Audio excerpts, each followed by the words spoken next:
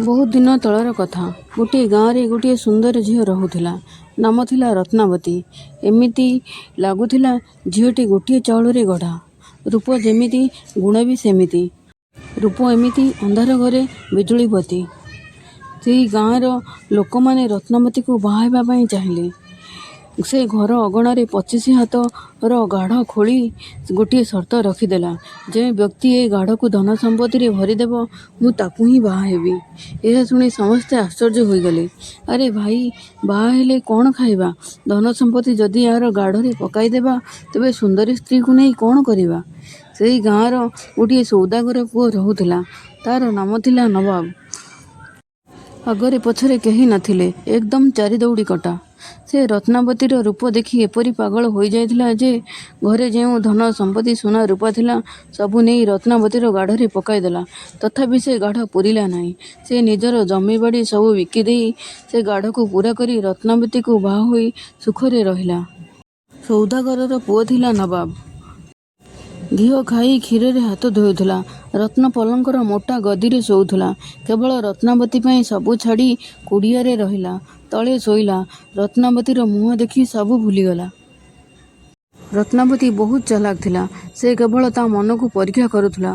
स्वामीर एते दुख से सही पारिला नहीं। बजार गोटे सुंदर कपड़ा किणी पोशाक तैयारी कला। से पोशाक को स्वामी हाथ दे 500 टंकार बिकवाक कहला। नवाब पोशाक नहीं पूरा राज्य बुलिला। एडे सुंदर पोशाक देखी जी पचारिला तार मूल्य केते नवाब किछि न कहि सेठारे चली जाउथिला। से बुली बुली जाई राज दरबार रे पहुँचिला। राजा एडे सुंदर पोशाक देखी ठीक हब कि नहीं भावी पिंधिले। राजा पिंधि नवाब को पचारिले, सत कह ए पोशाक केउठु आनिछु? नवाब कहिला, मो स्त्री रत्नावती एहाकु सिलाई करिछि, मते बिकिबाकू देइछि। एहार दाम 500 टंका। राजा मने मने चिंता कले, पोशाक जदि एते सुंदर पोशाक तैयारी करिथिया वाला केते सुंदर होई नथिवो। आउ रत्नावतीर सुंदरतार चर्चा राजा कानरे पड़िथिला। सेही पोशाक को देखी राजा बेकाबू होईगला। राजा तुरंत नवाब को बांधी कारागार रे पकाई देला। आउ खबरी को डाकी कहिला, जा रत्नावती को आनी दे, नहेले तते राज्य रे रखई देबिनी। तो मुहरे चूनकाली मारी राज्यरू तड़ी देवी। यह शुणी खबरी डरीगला। से तुरंत रत्नावती पाखरे पहुँची मिछरे कांदी कांदी कहिला, झियो तो स्वामी आज दरबार रे पोशाक बिकिया पाई जाइथिला। राजार गोटे हाथी आज को 8 दिन तले पागल होई जाइथिला। से हाथी तो स्वामी को सुंडरे उठाई तले पकाई पादरे मकची देला। दरबार रे रक्तर नदी बहुची। से व्याकुल होई तते खोजुची। तते नवा पाई राजा पालिंगी पठाइचंती। नवाबर एभरी परिस्थिति कथा शुणी ता मुंड काम कला नहीं। से कांदी कांदी जाई खबरीर पालिंगी रे बसीगला।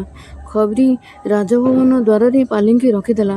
राजा रत्नावतीर बाट अनेई बसीथिला। जेमिति रत्नावती राजा दरबार रे पहुँचिला ताकू नहीं गोटे सुनसान घरे बंद करदेला। एथर रत्नावती सबू खेल बुझी पारिला। से डरीगला। भाविला, मूर्ख परी घर पलाई आसिली, एथर कि उपाय करिबी? से राजा जाल रे पूरापूरी फसीगला। ताकू चारिआडे अंधार देखागला।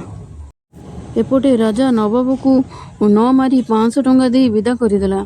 नवाब घरे पहुँची रत्नावती को घरे न देखी चारिआडे खोजिला। ताकू न पाई बहुत कांदिला। रत्नावती ताकू मिलिला नहीं। रत्नावती को भाभी भाभी से पागल परी होई ताकू चारिआडे खोजिला। रत्नावती को राजा विवाह प्रस्ताव देला। रत्नावती भाविला, आउ किछि उपाय नहीं। जदि राजा कथारे राजी नहेबी से कौन मते छाड़ीदेव? गोटे उपाय चिंता कला। कहिला, जदि राजा ए दासी को तांको श्रीचरण रे जागा देबे ताहाठारू भल कथा मो पाई कौन? कुड़िया छाड़ी राजमहल रे रहिबी। राजांकु स्वामी रूप पाइबी। से भिकमगा नवाब सहित मोर कौन संपर्क? पुणी रत्नावती कहिला, मोर गोटे शर्त अछि। 4 मास पर्यंत कौनसी पुरुषंकर छाई मो देहरे पड़िब नहीं। प्रतिदिन दिन दुखी मानंकु दान दक्षिणा देवी। ब्राह्मण भोजनी देवी। अखंड दीप जलाई महादेवंको पूजा करिबी। एथिपाई मते किछि धन दियंतु। आ गोटे अलग घर मो पाई बनई दियंतु। आजिठू जो दिन 4 मास पूर्ण हेब सेई दिन मु तुम राणी हेबी। राजा तार मिठा कथारे फसीगला। ସେ ରତ୍ନାବତୀ ପାଇଁ ଗାଁ ମୁଣ୍ଡରେ ଗୋଟିଏ ମହଲ ବନାଇଦେଲା। ଦାସ ଦାସୀ ଚାକରାଣୀ ଧନ ରତ୍ନ ସବୁ ଖଞ୍ଜିଦେଲା। ସେଠାରେ ରତ୍ନାବତୀ ରହିଲା। ତାକୁ ଜଗିବା ପାଇଁ ଜଗୁଆଳି ରଖିଦେଲା। ସେଠି ଥାଇ ରତ୍ନାବତୀ ସେଠାରୁ ବାହାରିବାର ବାଟ ବାହାର କଲା। ଗୋଟିଏ ଦାସୀକୁ କିଛି ମୁଦ୍ରା ଦେଇ ନବାବ ପାଖକୁ ଖବର ପଠାଇଲା କି କାଲି ରାତି ଅଧରେ ରାଜମହଲ ନିକଟକୁ ଆସିବ। ଦୁଇଜଣ ମିଶି ରାଜ୍ୟ ଛାଡ଼ି ଚାଲିଯିବା। ସବୁ କଥା ଜଗୁଆଳି ଶୁଣି ଦେଇଥିଲା। ଆଗରୁ ଦୁଇଟି ଘୋଡ଼ା ରତ୍ନାବତୀ ଠିକ୍ କରି ରଖିଥିଲା। ଗୋଟିକରେ ରତ୍ନାବତୀ ଚଢ଼ିଲା, ଅନ୍ୟଟିରେ ନବାବକୁ ଚଢ଼ିବାକୁ ଇସାରା ଦେଇ ଘୋଡ଼ାର ଲଗାମକୁ ଢିଲା କରିଦେଲା। ନବାବ ଘୋଡ଼ାରେ ଚଢ଼ିବାକୁ ଗଲାବେଳେ ଜଗୁଆଳି ଧକ୍କା ମାରି ତାକୁ ତଳେ ପକାଇଦେଲା। ନିଜେ ଘୋଡ଼ାରେ ବସି ଘୋଡ଼ାକୁ ଚାବୁକ ମାରିଲା। ରତ୍ନାବତୀ ବହୁତ ଆଗକୁ ଚାଲି ଯାଇଥିଲା। ଏସବୁ କିଛି ସେ ଜାଣିପାରିଲା ନାହିଁ। ସକାଳ ହେଲା ବେଳକୁ ଦୁଇଜଣ ଅନ୍ୟ ରାଜ୍ୟରେ ପହଞ୍ଚି ଯାଇଥିଲେ। ରତ୍ନାବତୀ ଦୀର୍ଘଶ୍ୱାସ ନେଇ ପଛକୁ ଅନାଇ ଦେଖିଲା, ନବାବ ସେଠାରେ ନଥିଲା। ଜଗୁଆଳି ତା ପିଛା କରୁଛି। ଆକାଶରୁ ଖସି ପଡ଼ିଲା ପରି ତାକୁ ଲାଗିଲା। ଯାହା ହେବାର ଥିଲା ହେଲା।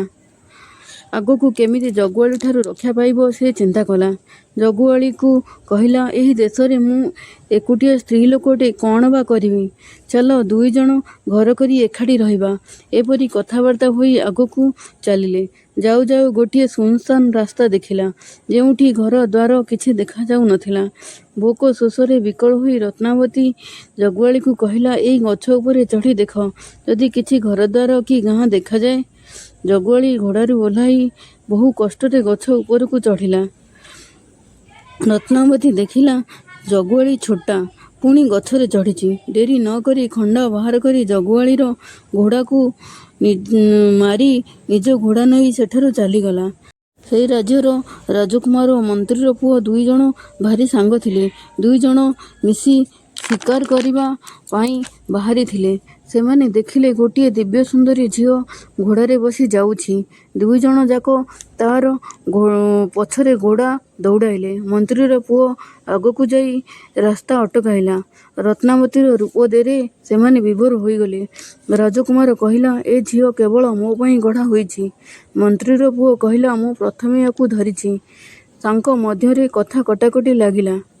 ବହୁତ ସମୟ ଧରି ସେମାନଙ୍କ ମଧ୍ୟରେ ଝଗଡ଼ା ଲାଗିଲା। ଜଣଙ୍କର ଝଗଡ଼ା ଦେଖି ରତ୍ନାବତୀ କହିଲା, ମୁଁ ଜମ୍ବୁ ଦେଶର ରାଜକନ୍ୟା। ମୋ ମନପସନ୍ଦର ବର ନ ମିଳିବାରୁ ମୁଁ ନିଜର ମନପସନ୍ଦର ବର ଖୋଜିବା ପାଇଁ ଆସିଛି। ଭାଗ୍ୟକୁ ତୁମେ ଦୁଇଜଣ ଦେଖାହେଲ। ତୁମେ ଦୁଇଜଣ ଭାରି ସୁନ୍ଦର। ମୁଁ କାହାକୁ ବାହା ହେବି? ତୁମମାନଙ୍କର ଗୋଟିଏ ପରୀକ୍ଷା ନେବି। ଏଇ ରତ୍ନ ମୁଦିଟିକୁ ନେଇ କୂଅରେ ପକାଉଛି। ଯିଏ ପ୍ରଥମେ ଆଣି ରତ୍ନ ମୁଦିଟି ଦେବ, ମୁଁ ତାକୁ ବାହା ହେବି। ଏତିକି କହି ମୁଦିଟିକୁ ସେ କୂଅ ଭିତରେ ପକାଇଦେଲା।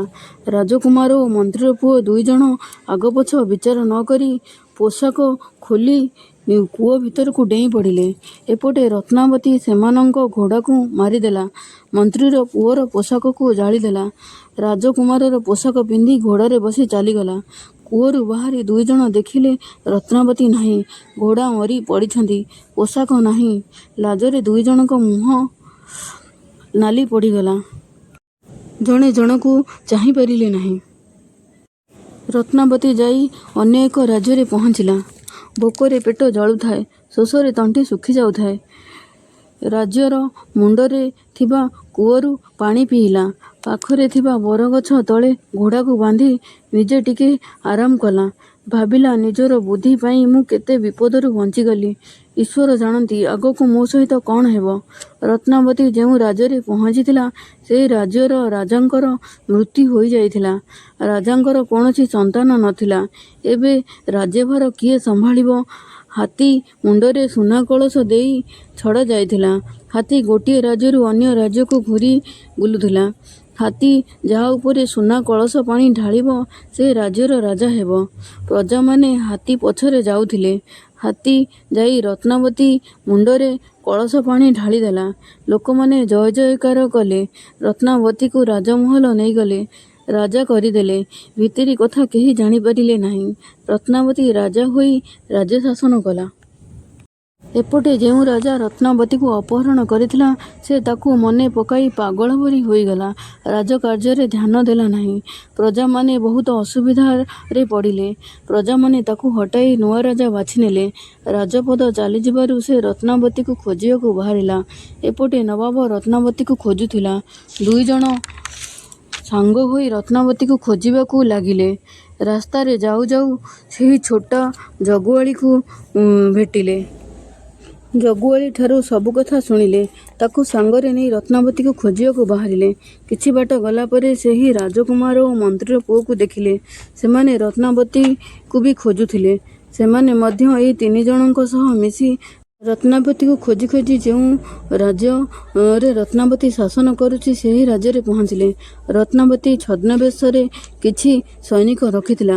ଯଦି କେହି ବିଦେଶୀ ରାଜ୍ୟକୁ ପ୍ରବେଶ କରନ୍ତି ତାଙ୍କୁ ତୁରନ୍ତ ଧରି ଆଣି ଦରବାରରେ ଉପସ୍ଥିତ କରାଇବା ପାଇଁ ସେମାନଙ୍କୁ ନିର୍ଦ୍ଦେଶ ଦେଇଥିଲା।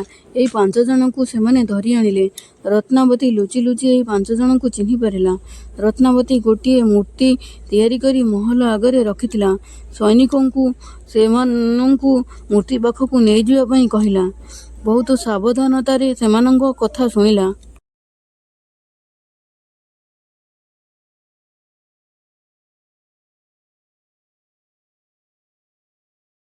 ମୂର୍ତ୍ତିକୁ ଦେଖି ଜଣେ ଜଣକୁ ଅନେଇବାକୁ ଲାଗିଲେ। ଏ ମୂର୍ତ୍ତି ଏଠି କେମିତି? ସୈନିକକୁ ପଚାରିବାରୁ ସୈନିକ କହିଲା, ଏ ଆମର ନୂଆ ରାଜାଙ୍କ ମୂର୍ତ୍ତି। ସବୁ ଜାଣିଗଲେ ରତ୍ନାବତୀ ଏହି ରାଜ୍ୟରେ ଶାସନ କରୁଛି। ରାଜା କହିଲା, ତୁ ଏତେ ଚାଲାକ ଯେ ଜଗୁଆଳିମାନଙ୍କ ଆଖିରେ ଧୂଳି ଦେଇ ଖସିଗଲୁ। ତୋ ପାଇଁ ମୋ ମାନ ମହତ ସବୁ ଚାଲିଗଲା। ମୁଁ ରାଜ୍ୟ ହରାଇ ତୋତେ ଖୋଜୁଛି। ତୁ ଏଠି ରାଜା ହୋଇ ମଉଜ କରୁଛୁ। ତୋତେ ସାମ୍ନାରେ ପାଇଲେ 2 ଖଣ୍ଡ କରି କାଟି ତୋ ରକ୍ତରେ ମୁଣ୍ଡରେ ଟୀକା ଲଗାନ୍ତି। ତାପରେ ଯାଇ ମୋ ଆତ୍ମାକୁ ଶାନ୍ତି ମିଳନ୍ତା। ଛୋଟା କହିଲା, ମୋତେ ଗଛରେ ଚଢ଼ାଇ ତୁ ଖସିଗଲୁ। ତୋତେ ସାମ୍ନାରେ ପାଇଲେ ଗୋଇଠା ମାରି ତୋ ମୁଣ୍ଡ ଗଡ଼ାଇ ଦିଅନ୍ତି। ରାଜକୁମାର ଓ ମନ୍ତ୍ରୀ ପୁଅ କହିଲେ, 2 ସାଙ୍ଗଙ୍କ ମଧ୍ୟରେ ଝଗଡ଼ା କରି ତୁ ତୋ ଜାଲରେ ଫସେଇ ଖସିଗଲୁ। ଘୋଡ଼ା ନାହିଁ, ପୋଷାକ ନାହିଁ, କେମିତି ରାଜ୍ୟକୁ ଯାଇଥାନ୍ତୁ? ବଞ୍ଜରା ପରି ଚାରିଆଡ଼େ ବୁଲୁଛୁ। ତୋତେ ସାମ୍ନାରେ ପାଇଲେ ନାକ କାନ କାଟି ଚୂନକାଳି ମାରି ରାଜ୍ୟରେ ବୁଲାନ୍ତୁ। ନବାବର ଆଖିରୁ ଧାର ଧାର ଲୁହ ବୋହିଗଲା। ଲୁହ ପୋଛି କହିଲା, ମୋତେ କ'ଣ ତୋ ଭଳି ପତ୍ନୀ ଆଉ ମିଳିବ? ଏହି ରାଜ୍ୟରେ ତୋର ମୋର ମିଳନ ହୋଇପାରିବ ନାହିଁ। ତୋ ପାଇଁ ମୁଁ ଲକ୍ଷେ ଗଙ୍ଗା ସ୍ନାନ କରିବି। ଏତିକି କହି ସେ ମୂର୍ତ୍ତିକୁ ଆଉଁସି ଦେଲା। ମନ ମାରି ସେଇଠି ବସି ପଡ଼ିଲା। ରତ୍ନାବତୀ ସୈନିକମାନଙ୍କୁ କହିଲା, କେଜାଣି କେଉଁଠୁ ଏଇ ଚୋରମାନେ ଆସିଛନ୍ତି। ଏମାନଙ୍କୁ ବାନ୍ଧି ନେଇ ଆସ। 5 ଜଣଙ୍କୁ ବାନ୍ଧି ଅଣାଗଲା। ରାଜା ଆଡ଼କୁ ଇସାରା କରି ରତ୍ନାବତୀ କହିଲା, ଆକୁ ଛୋଟ ଛୋଟ କରି କାଟି ତା ରକ୍ତ ଆଣ। ମୁଁ ମୁଣ୍ଡରେ ଟୀକା କରି ପିନ୍ଧିବି। ଛୋଟାକୁ ଦେଖି କହିଲା, ଆ ମୁଣ୍ଡକୁ ମୋ ସାମ୍ନାରେ ଗୋଇଠା ମାରି ଫୋପାଡ଼ି ଦିଅ। ରାଜକୁମାର ଓ ମନ୍ତ୍ରୀ ପୁଅକୁ ଦେଖି କହିଲା, ଏମାନଙ୍କ ନାକ କାନ କାଟି ଚୂନକାଳି ମାରି ସାରା ରାଜ୍ୟରେ ବୁଲାଅ। ଆଉ ରାଜ୍ୟରୁ ବାହାର କରିଦିଅ। ଯିଏ ଯେମିତି କହିଥିଲେ ସେମାନଙ୍କୁ ସେମିତି ଦଣ୍ଡ ମିଳିଲା। ନବାବ ରାଜମହଲକୁ ନେଇଗଲେ। ସୁଗନ୍ଧିତ ତେଲ ଲଗାଇ ସ୍ନାନ କରାଇଲେ। ସୁନ୍ଦର ବସ୍ତ୍ର ଆଭୂଷଣ ପିନ୍ଧାଇଲେ। ପୁଣି ରାଜମହଲର ଇଷ୍ଟଦେବୀ ମନ୍ଦିରକୁ ନେଇଗଲେ। ସେଠି ଦେବୀଙ୍କୁ ପ୍ରଣାମ କଲା। ଭାବିଲା ଏଇଠି ତାକୁ ବଳି ଦିଆଯିବ। ସେ ଡରରେ ଥରିବାକୁ ଲାଗିଲା। ମରିଲା ବେଳେ ମଣିଷ ଦେବୀ ଦେବତାଙ୍କର ନାମ ଧରେ, କିନ୍ତୁ ନବାବ ରତ୍ନାବତୀର ନାମ ଜପିଲା। ତୋ ଚେହେରା ମୁଁ ଦେଖିପାରିଲି ନାହିଁ।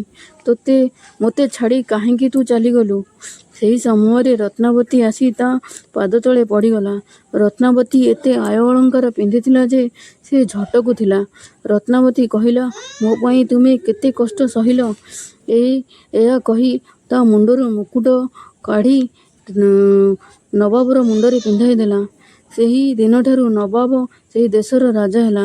2 ଜଣ ଖୁସିରେ ରାଜ୍ୟ ଶାସନ କଲେ। ନିଜର ବୁଦ୍ଧିମତ୍ତା ପାଇଁ ପତି ଓ ନିଜ ଜୀବନକୁ ସେ ଫେରି ପାଇଲା। ଭିଡ଼ିଓଟି ଭଲ ଲାଗିଥିଲେ ଲାଇକ୍, ସେୟାର, ସବସ୍କ୍ରାଇବ୍ କରିବାକୁ ଭୁଲିବେ ନାହିଁ। ଜୟ ଜଗନ୍ନାଥ।